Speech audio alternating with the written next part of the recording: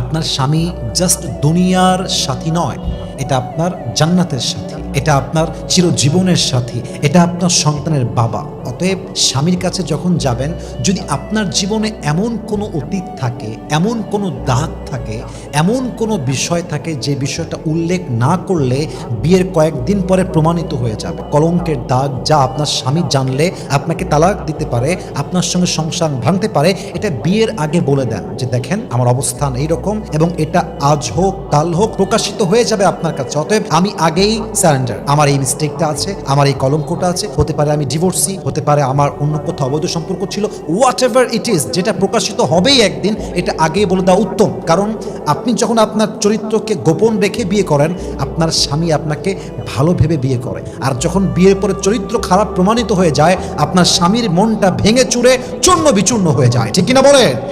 অতএব বিয়ের পরে এসে এই বেইমানিটা করবেন না।